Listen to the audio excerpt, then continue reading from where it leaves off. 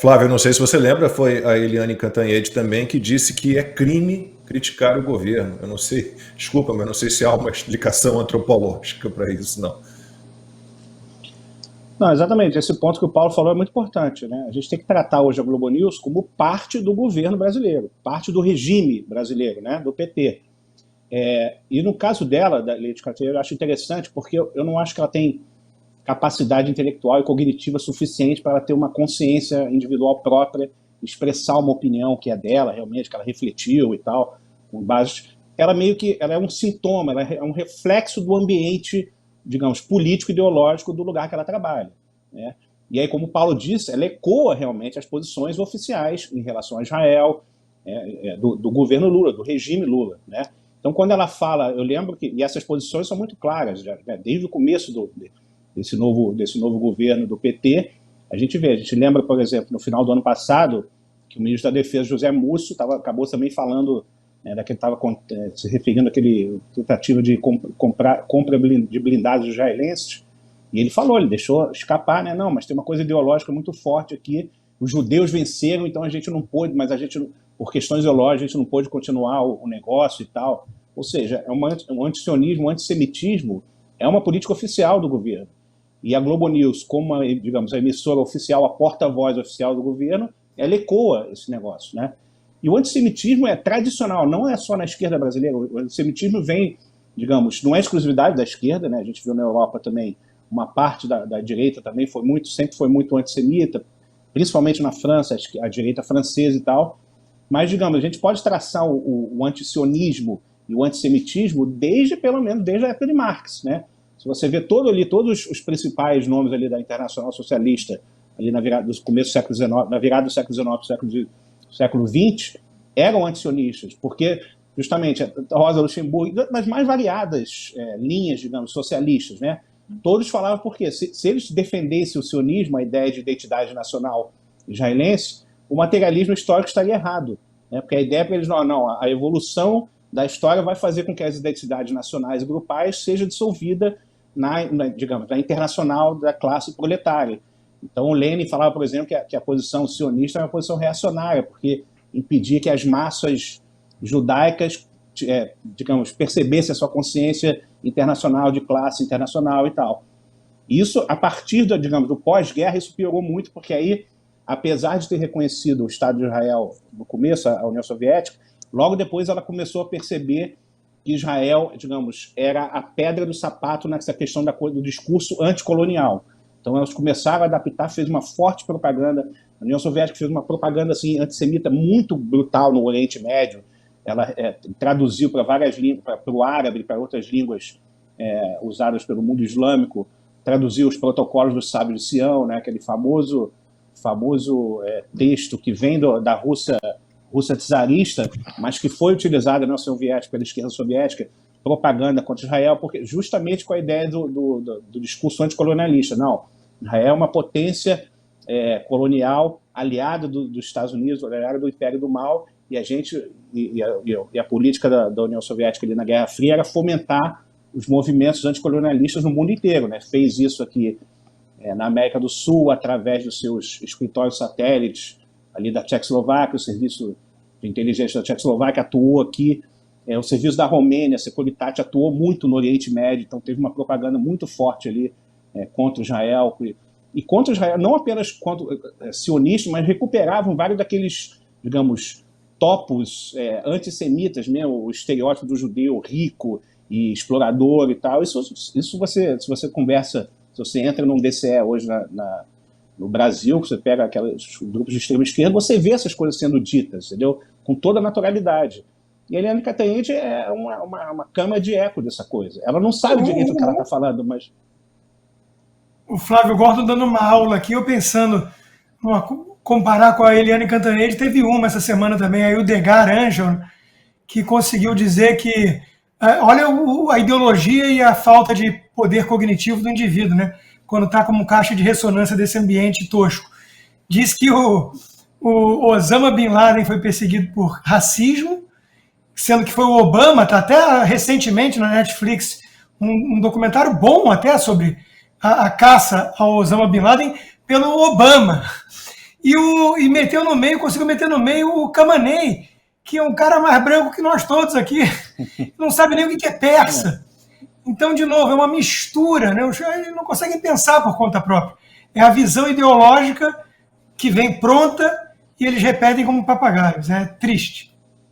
Aí a gente pode recomendar a Eliane Cantanhede, a Edgar Rangel e a Daniela Lima, a quem já recomendei, porque ela era minha vizinha, não sei se Flávio e Paulo sabem disso, a Daniela Lima foi minha vizinha em São Paulo, inclusive já recomendei a ela, Flávio, um dia encontrei-me com ela no elevador e a gente começou a falar qualquer coisa, e eu falei, você já leu o livro do Flávio Gordon, Ideologias de Massa e Suas Metamorfoses?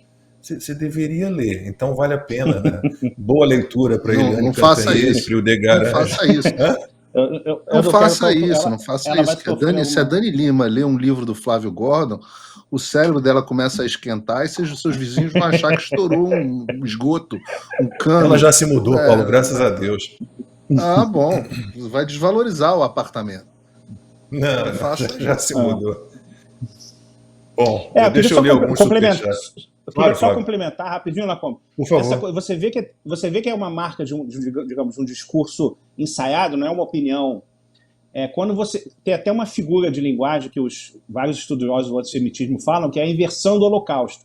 Foi o que o Lula usou, por exemplo, não, Israel é igual aos nazistas, né? Que é um tópico que surgiu ali na União Soviética. Essa propaganda surgiu na União Soviética. Fazer essa inversão deliberadamente, entendeu? Você, não, a gente vai usar os israelenses contra eles próprios. O que eles sofreram no passado no nazismo, a gente vai usar contra eles próprios. Agora, eles são os novos nazistas.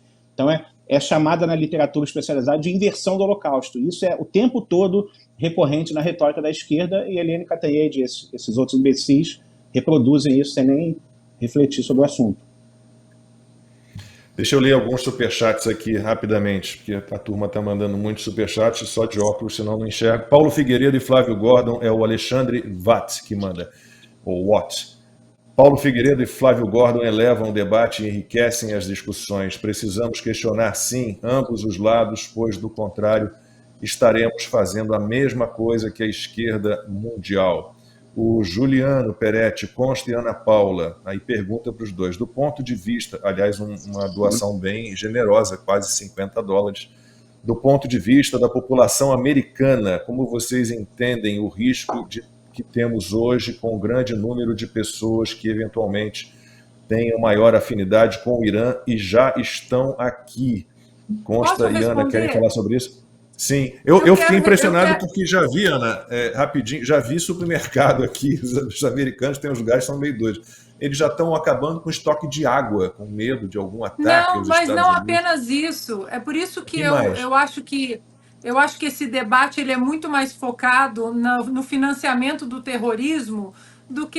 Eu acho que as armas nucleares eu até coloco como segundo plano. Mas o motivo número 1 do Trump, que por isso que eu acho que esse ataque de ontem entra na agenda America First, é exatamente por causa dessa pergunta. Nós estamos falando de uma era agora, essa semana, a minha enteada na universidade e outras escolas começaram a fazer os drills de novo, se tem algum problema, alguma emergência na escola, seja com facada, com revólver, com homem-bomba, com atentado. Então, foram alguns anos com essa calmaria. De repente, agora, os drills... Como é que é drill? Me ajudem. Em jiu-jitsu eu sei, Paulo também. Os ensaios, pode ser? Os ensaios, o treinamento. Treinamento para algumas emergências, eles começaram a acontecer de novo. E quando você vê que isso é porque existe essa infiltração de células terroristas que odeiam a América, que cantam há 40 anos morte à América, para mim isso é parte da agenda America First. É a preocupação, e aí a gente pensa quantos entraram, né, no governo Biden aqui, é um perigo. Mas o Juliano tem muita arma, eu conheço bem ele. É isso aí, Juliano, a gente tem que fazer a nossa parte. A gente tem que se armar e, eventualmente, se for o caso, reagir. O Juliano realmente gosta assim, a realidade do terrorismo, que nós falamos muito do 7 de outubro, dos Houthis, do Hezbollah, do Hamas, Mas quando a palavra terrorismo entra em um treinamento dos seus filhos, porque é um treinamento que tem a palavra terrorismo, aí você fala: acabem com isso, acabem com a cabeça dessa serpente. Porque eu estou até pesquisando, porque eu li qualquer coisa que houve um ataque numa igreja evangélica aqui nos Estados Unidos. Não teve algo assim? Eu realmente não me aprofundei no assunto, mas, bom. Deixa eu ver outros superchats aqui. Já foi do Alexandre, já foi do Juliano. Óculos. Foi na Síria.